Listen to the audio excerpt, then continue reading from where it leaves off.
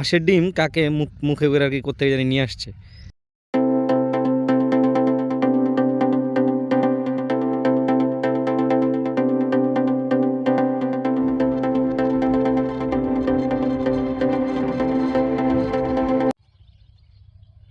এ হচ্ছে টমেটো বাগান। টমেটো বাগান বলতে টমেটো ক্ষেত।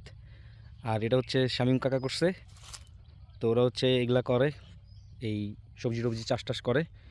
আমি এর আগেও দেখছি বেশ কিছু ফসল চাষ করতে। তো আমার ওদের এই প্রজেক্টটা খুব ভালো লাগছে আর কি। এইভাবে নেট দিয়ে এরকম বাঁশ টাস দিয়ে বেড়া করে দিছে, যাতে টমেটোগুলো হচ্ছে সহজে নষ্ট না হয়। কারণ মাটিতে থাকলে টমেটো অনেক সময় নষ্ট হয়ে যায়, বেশিরভাগ সময় নষ্ট হয়। তো এই প্রসেসিংটাতে মানে নষ্টর মাত্রাটা কি কমায় নিয়ে আসবে, হবে না তা না, হইলেও অনেক কম।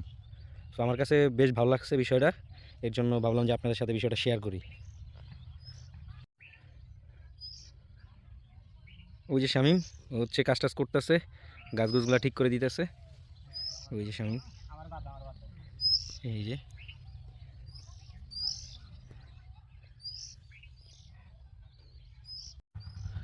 তো ফ্রেন্ড মজার কাহিনী যেটা করছে সেটা হইতেছে, আমি তো ওই যে খেত দেখতেছিলাম, তো হঠাৎ করে দেখি হচ্ছে একটা কাক উড়ে যেতেছে, কিন্তু মুখে সাদা কি যেন একটা নিয়ে যেতেছে। তো আমার কাছে মনে হলো ডিম। পরে আমি স্বামীকে বললাম যে এটা কি, ওই কি কাক কি ডিম নিয়ে যেতেছে নাকি। ওই কাকটা আবার বসছিল এই সামনে, এই যে এই জায়গাটায় বসছিল।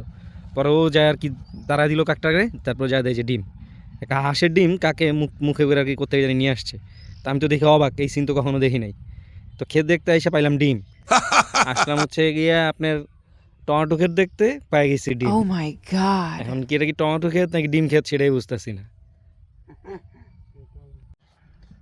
তো ফ্রেন্ড যেটা বলতেছিলাম যে ডিমের বিষয়টা, সেটা হচ্ছে যে এই কাকটা, এই অফিসার, এই যে অফিসার বয়ে আছে, এই যে উড়ে উড়ে যাইতেছে, এই যে এই অফিসারই হচ্ছে এই যে ডিমের মালিক। এই ডিমের মালিক হচ্ছে ওই অফিসার, চলে গেল যে এই ডিমটার মালিক ওই অফিসার। তো বিষয়টা আছে এই ডিম টিম ওরা কোত্থেকে নিয়ে আসে আল্লাহ জানে ভালো। আর শামীমরে বললাম, ও বলতেছে যে ওরা নাকি যদি ঘরের বাইরে হচ্ছে রাখে, সাবানও রাখে, সাবানও নাকি নিয়ে যায় মুখে করে। তো বুঝলাম যে এখানের কাকেরা ঘর বাড়ি বাঁধছে ভালো মতনই, রান্না বান্না করার জন্য ডিম নিয়ে যায়, গোসল করার জন্য হচ্ছে সাবান নিয়ে যায়। গুড, বিষয়টা খুব ভালো লাগছে আমার। এত সুন্দর একটা পরিবেশ শামীমদের বাসার সামনে। এই হচ্ছে বাড়ি ওদের, এই এই বাড়িটা হচ্ছে এখানে, এই যে বাড়ি, এটা হচ্ছে বাড়ি। এই যে দুইটা গরু আছে সুন্দর লাল সাদা, আর এই ক্ষেতটা তোরাই করে। এরকম একটা জায়গায় থাকলে টেনশন এমনি দূর হয়ে যায় মন থেকে। ফ্রেন্ড গোসল করতে বেরিয়েছি নদীতে, তাই রোদে তো চোখেই দেখা যায় না বাবা, অনেক রোদ। এখন ঘটনা হইতেছে এইদিকে গোসল করতে গেলে এরকম কচুরিপানা অনেক, তো কচুরিপানার মাঝখানে গোসল করবো না। এর জন্য একটা, এটা কি বলে, স্পিড না স্টিমার, একটা স্টিমার নিয়ে নিছি। এই যে স্টিমারটা দিয়ে এখনও যাবো নদীর মাঝখানে, তারপর হচ্ছে ওখানে গোসল করবো। দাঁড়ান দেখাচ্ছি স্টিমারটা। এই যে বিশাল বড় স্টিমার, আমার শামীম চাচা এ হচ্ছে নিয়ে যেতেছে গোসল করানোর জন্য নদীর মাঝখানে।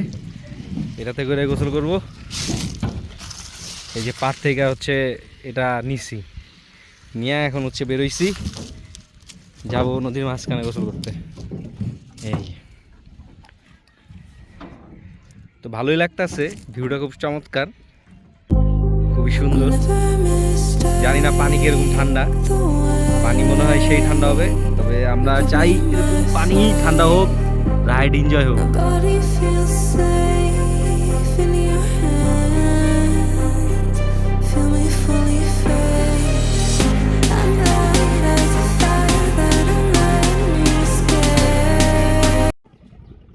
চাচা বাইস্তা চলে আসছি নদীর মাঝখানে গোসল করতে। নদীর পাড়ে আমাদের আবার গোসল করে পোষায় না, নদীর মাঝখান না হইলে মজা নেই গোসল করে নদীতে। তো এই যে শামীম কাকা, আমার প্রিয় কাকা, সবার ছোট কাকা, কিন্তু লোক বেশি সুবিধার না, সমস্যা আছে গো ভাই ব্রাদার গো। ঠিক আছে, বিয়ের সাথে কিন্তু করতেছে না। তো ফ্রেন্ডস, কোনো যদি সুন্দরী পাত্রী মাত্রী থাকে বললেন। এই যে আমার চাচা আছে, বড় আছে একখান, ছোট আছে একখান, সবটি চেহারা চোয়ারাই ঠিক আছে, খালি একটা ভালো মায়া দরকার।